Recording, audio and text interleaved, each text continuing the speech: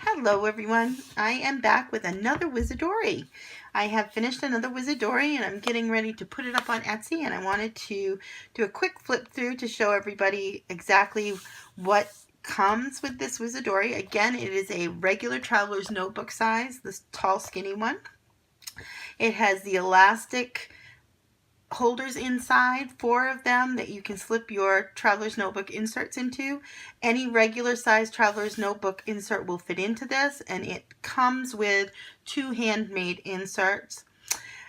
Let's start with the outside. As you can see here, I have a metal a metal label here that was handmade specifically for my WizarDoris and my Wizarding World items by Glam Grow Pretties. It's another Etsy shop that she creates hand stamped jewelry, so this is hand stamped, and she's made this specifically for my WizarDori journals and my Wizarding World items. It is part of your closure.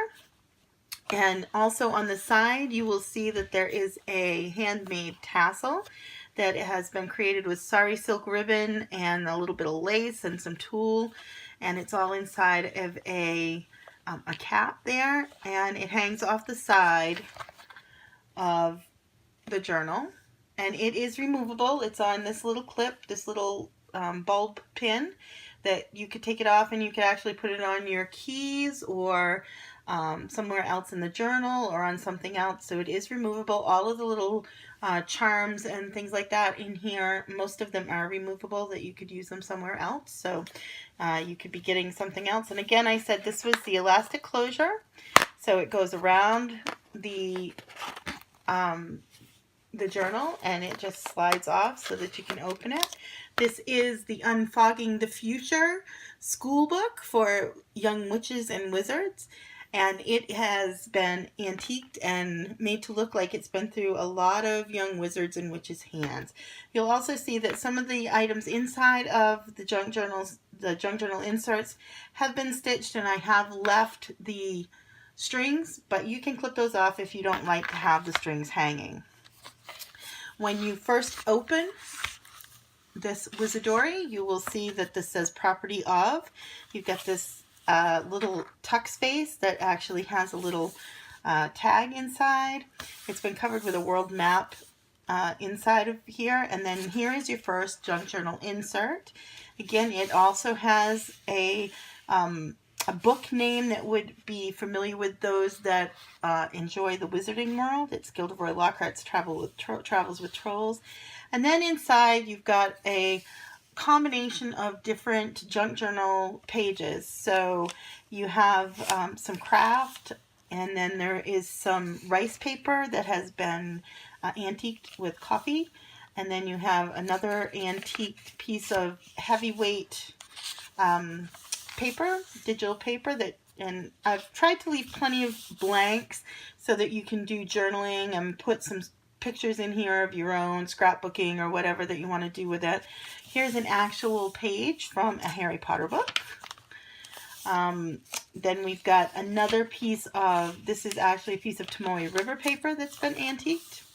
And then here on this print page, this text page, you will see that we have a multiple tuck spot here. And I've tucked in this picture. I thought this Tim Holtz picture looked kind of like she might be an instructor at a wizarding school. And then we've got a little label that says Lumos, and then a little tarot card there. And those are all within this tuck space. You can also tuck things in between here, between the file folder and the page. So there's another tuck space there. And then hanging off from this little file folder is this little charm with a hematite star and a Swarovski crystal. So again, as you can see, this could actually be removed and used somewhere else. And again, we have some more of that heavyweight paper that can be used. I've used the heavier weight and tea dyed it or coffee dyed it so that it's antique looking. The coffee dye or tea dye that I use has been neutralized so that the acid has been neutralized in it. So not everything in this junk journal may be acid free, but the coffee or tea that I use to stain these pages would not have that effect. Now, some of the craft paper and stuff I can't vouch for, nor the book pages. But these pages that I've done with the Tomoe River paper like this and the thick copy paper, those were all acid-free, and the tea dye and coffee dye that I use actually has been neutralized. So again, we've got some more blank pages that have been coffee dyed. Then here you have a little envelope, and it is a bookshelf envelope, and it's held there by this little paper clip that's got some sari silk, some beautiful butterscotch sari silk. And when you take this off, there's an antique doily. There are a couple of book pages in there and some ephemera that you can use throughout this. And as you can see, this is a printed page here as well. And there's a text page on the other side, so we'll just clip that. Again, we've got some Tomoe River paper. It's nice and thin. It actually will take watercolor really well if you wanted to do watercolors on that. And there's another piece of the thicker paper. Here's a nice little belly band tuck spot. And there's this a little bit crazy in love. And then this has got plenty of space for you to journal there as well. And I've done some stitching on the sides. And then this particular piece of digital paper actually has an original piece of artwork here. This is a sorting hat that is actually one of my own drawings that I've actually printed onto this page. And then when you flip this page, it's also a wand that's actually a piece of my own artwork that I've printed on that digital paper. Some more rice paper, some more craft paper.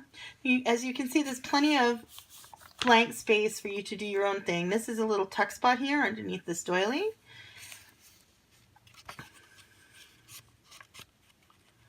And again, we've just got this Tree of Life print. And if you might notice that there's actually a little bit of sparkle, and it was accidental. I actually used some water that had a little bit of sparkle in it. So it's a little bit magical, some of these pages. Even though they're tea dyed or coffee dyed, there's a little bit of sparkle to them. So definitely some magic going on.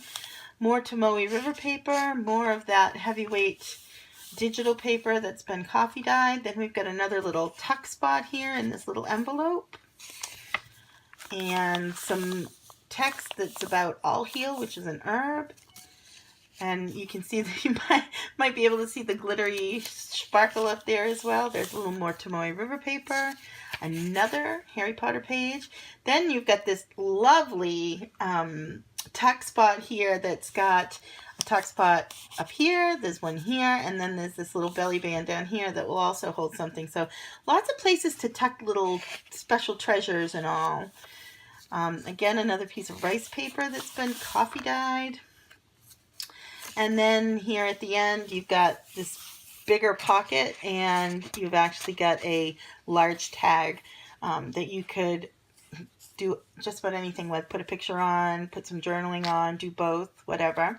So that's your first insert. And then your second insert is made for art journalers. This is the first art journalers specific insert that I've made. I've been doing a lot of the junk journal ones and put Tomoe River paper and the heavy duty digital paper so that it would hold up to some wet media. But I've actually got pages in here that I know for a fact are going to be just fine for you to use. As we open this up, you can see this is Fantastic Beasts, definitely another Wizarding World thing. We've got a little pocket up here in the front with a little tag that you can do some journaling on. I've stamped it with my stamp so that if you wanted to remember who to get your WizarDori stuff from, you can find me.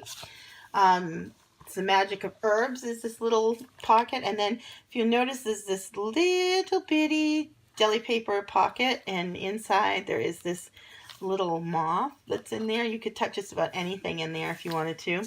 The first page here is some white Tomoe River paper. Like I said, Tomoe River paper does fantastic with watercolor. It will crinkle a bit, but it's beautiful. The crinkling is gorgeous. I love the effect, so definitely will hold up to wet media. And then here is, the next page is some mixed media paper. And then another, some more Tomoe River paper, and then you've got some 140-pound watercolor paper. So you've got a mixture of Tomoe River paper, watercolor paper, and mixed media paper in here. Because the mixed media paper and the watercolor paper is heavier, it doesn't have quite as many pages. There are 20 pages or 40 sides, so 40 pages if you're counting the sides. On this center piece of watercolor paper, you'll see that I've put a small tab, and you have another little dangle there with a key and a hematite star. Again, it's on a bulb pin, so if you really wanted to take it out of there, you could.